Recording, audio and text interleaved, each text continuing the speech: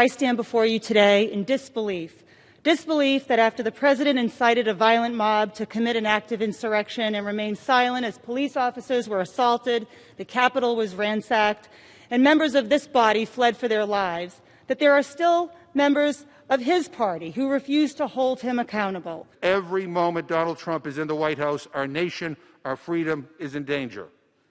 He must be held to account for the attack on our Capitol that he organized and he incited. The truth is, President Trump spent his presidency inflaming hate, white supremacy, anti-Semitism, and violence. The truth is he was enabled by all those who perpetuated the lie that the most secure election in our nation's history was stolen. And the truth is, a vote to impeach is our resounding declaration that the government of the people, by the people, for the people, shall not perish from the earth. And soon, two more members of the delegation will be fighting the same fight, Senators Elizabeth Warren and Ed Markey, the latter of whom joins me now. Senator, thanks so much for your time. Thank you. Glad to be with you. What's your reaction to the House vote, Senator? It was a historic necessity. Trump had committed a high crime against the United States. It was treasonous. He incited an insurrection against the government of our country, against the Capitol building where the House and Senate sit. And there was no option other than to vote to impeach him today and then to have a trial in the United States Senate. Speaking of the trial in the United States Senate, yesterday Mitch McConnell leaked to the New York Times that he was happy about impeachment. Today he acknowledged to his own members that he was open to voting for conviction, yet he rejects Chuck Schumer's call to move up the trial to as early as this Friday. How do you reconcile those different positions? Well, I had difficulty in my career in reconciling positions that Mitch McConnell takes, but to the extent to which he is saying that he's open to impeachment, that just is a demonstration of how weakened Donald Trump is within his own party, how many leadership officials inside of the Republican Party are trying to close the door on the Trump era. And it makes it very clear that when the Democrats begin to have a trial on the floor of the United States Senate after Joe Biden is sworn in, there is very likely to be Republican support amongst sitting senators that was not there when we had the impeachment of Donald Trump just last January. So I think what McConnell is saying is a fundamental change of attitude that I think is getting deeper and deeper into the Republican Party. Enough of a change that 17 Republicans, or however many are needed, could be there to convict this president? I'm not going to predict what happens, but I do think that the more evidence, the more film, the more absolutely eye-watering, detailed evidence is presented over the next week or 2 weeks, that it's going to put a lot of pressure on Republicans to vote in order to ensure that this man has an historical scarlet letter of impeachment that has been attached to him. And if we do vote in the trial to convict him, that makes him ineligible to ever run again for the presidency, and that makes it a worthwhile endeavor. Well, I want to move to that. My understanding, Senator, is under the 14th Amendment, that vote is a separate vote. And beyond it being a separate vote, there is some, I don't want to get into legal back and forth, some question as to whether or not members of Congress even have the power. But you support, putting aside the procedural vehicle for that, you support a second vote that would bar Trump from ever seeking federal office again. Absolutely. I just think he's a clear and present danger, a threat to our democracy, to everything that we stand for, and we cannot allow this man to have 4 additional years. We can already see what he's doing at the end of this term with the Proud Boys, with all of these racist, sexist, misogynist organizations all across the country. He's too great a threat to our country to ever allow him to run or serve as president of the United States. I don't know if you saw his totally un-Trumpian statement today. Here's what he had to say. In light of reports of more demonstrations, I urge that there must be no violence, no lawbreaking, no vandalism of any kind. That's not what I stand for. It's not what America stands for. I call on all Americans to help ease tensions and calm tempers. Thank you. Will some of your Republican colleagues hide behind that and say that mitigates whatever it is that my fellow Democrats say he has done? No?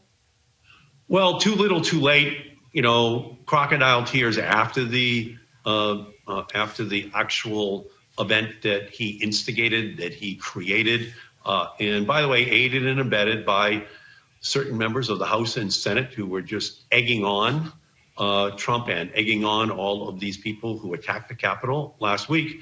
So from my perspective, I understand where he's trying to position himself right now, but the question is whether or not what he did is something that is a fundamental violation of American principles, and that he must be punished as severely as our Constitution allows him to be punished.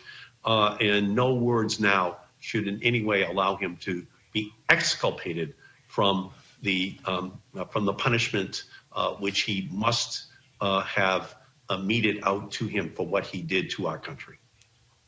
You and your colleagues are celebrating the fact that Democrats now have a majority, counting the tie-breaking vote from Kamala Harris. But do you not worry, Senator, about once this trial starts, about the ability to conduct normal business, like confirming nominations, like doing yet another relief package that is so the American people are in such dire need of? Well, as Joe Biden said 2 days ago, what we could do is to just split the day, and half the legislative day we would work on his nominees for a cabinet post, his legislative agenda, and the other half of the day we would work on this trial of Donald Trump. And I think we have to be able to do both. We can't separate out responsibilities which constitutionally we have a responsibility to discharge. So from my perspective, we have to do both. We can do both. History will expect us to have made Donald Trump accountable for his actions. Senator, you and I and Marjorie Egan talked on the radio the other day about people like Senators Cruz and Hawley and what should happen to them. You said you thought censure was appropriate. One of your colleagues, at least, I know they're more, Sherrod Brown from Ohio, believes removal, a vote to remove them from the Senate, is appropriate. Why do you consider your remedy to be more appropriate than Senator Brown's? Well, I agree with Senator Tim Kaine that censure is something that very likely we could find the votes for. And I think it's important for us to make that statement, to not get into a protracted debate, but rather to ensure that that vote is in fact conducted and that we have the votes to be successful. I do believe we could actually win Republican votes for a censure. Senator, there are still 7 days to go. You know it as well as anybody. I know one of your great concerns, among others, is what Donald Trump might do with his nuclear powers. I know that Nancy Pelosi reached out to the chair of the Joint Chiefs of Staff, Milley, about that issue. You've been advocating against first strike nuclear capabilities forever. But other than relying on the extra legal, extra legal actions of people in the military, what assurance could you possibly get that Donald Trump doesn't do such a thing?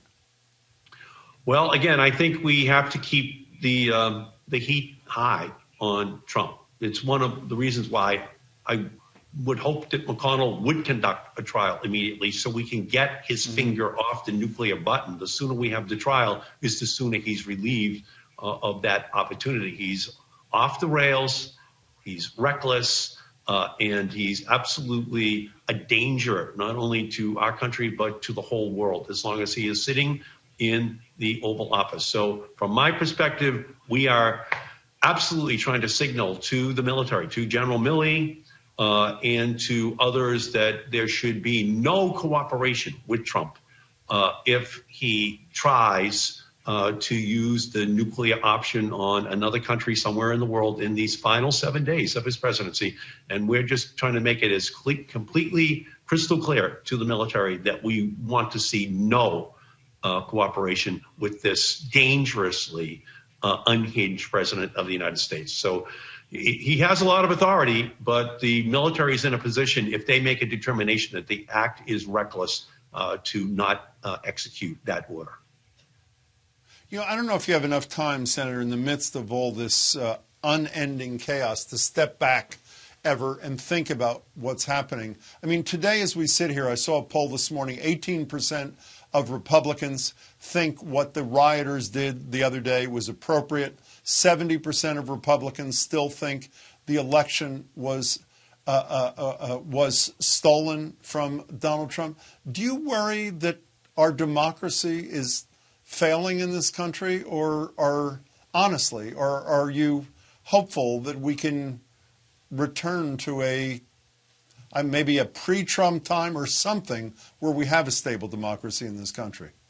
Well, Donald Trump has done serious damage to our country over 4 years. He has tried to make America great again by making America hate again. And he has unearthed a lot of support across the country, you know, for his positions, which just run completely contrary to the better angels of our country's nature. And so we now have to begin a healing process. Of course, healing begins with accountability. That's why we have to make sure that we have the trial of Donald Trump. But after that, we just have to try to create bridges between every part of our country, between political ideologies, because we crossed a dangerous threshold last week. And I think my hope is horrified of Republicans and independents, as well as Democrats across the country, especially their elected officials, so that we can heal this country. There's unfortunately too much acrimony, too much bitterness in our country right now. As Trump tried to reach back nostalgically for a time that never existed, we now have to move forward with hope, so that, especially as we approach Martin Luther King's birthday, so that, as that great man said, it is not hate that drives out hate. It is love that drives out hate. And we have to try to become a more loving nation so that we can heal this incredible wound which Donald Trump has inflicted upon our country. I hope your hopes are realized. Senator Markey, thank you much for your time. I appreciate it. Thank you, Jim. Thanks for having me on.